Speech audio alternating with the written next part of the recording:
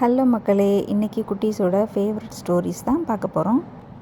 ஒரு காட்டில் சிங்கமும் மற்ற விலங்குகளும் வாழ்ந்து வந்துச்சான். அந்த காட்டோட ராஜா அந்த சிங்கம் தானே.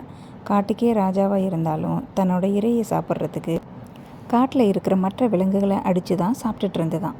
இதனால் மற்ற விலங்குகள் எல்லாம் சிங்கத்தை நேரில் பார்க்குறதுக்கோ வெளியில் வரத்துக்கோ பயந்து உள்ளேயே இருந்துச்சுங்களாம். இதுக்கு ஒரு முடிவு கட்டணும்னு சொல்லி மற்ற விலங்குகள் எல்லாம் ஒன்று கூடி, தினமும் இப்படி பயந்துக்கிட்டே இருக்க முடியாது, அதனால் தினமும் ஒருத்தராக நாமளே சிங்கத்துக்கு இரையாக போயிடுவோம், மற்ற விலங்குகள்லாம் பயப்படாமல் இருக்கலாம் அப்படின்னு பிளான் பண்ணிச்சிங்களாம். அதுபடியே அடுத்த நாள்லேருந்து டெய்லி ஒரு விலங்காக சிங்கத்துக்கு இரையாக போணுச்சிங்களாம்.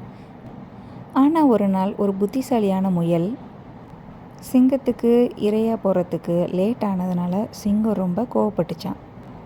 ஆனால் அந்த முயல் ரொம்ப சாமர்த்தியமாக, நான் வரும்போது ராஜா உங்களை மாதிரியே ஒரு உருவம் என்கிட்ட உங்களை பற்றி தப்பாக பேசினுச்சு. நீங்கள் ஒரு சோம்பேறினும் தினமும் சாப்பிட்ற உணவை தேடி போய் சாப்பிடாம இருந்த இடத்துலையே சாப்பிட்றீங்கன்னு ரொம்ப தப்பாக சொன்னிச்சு. அதை கேட்ட சிங்கம் ரொம்ப கோவப்பட்டு உடனே அந்த சிங்கத்தை காட்டுன்னு சொன்னிச்சான். முயலும் சிங்கத்தை ரொம்ப தூரம் அழைச்சிட்டு போய் அங்கே இருக்கிற கிணத்தை காட்டி அதுக்குள்ளே தான் இருக்குது பாருங்க ராஜான்னு சொன்னிச்சான்.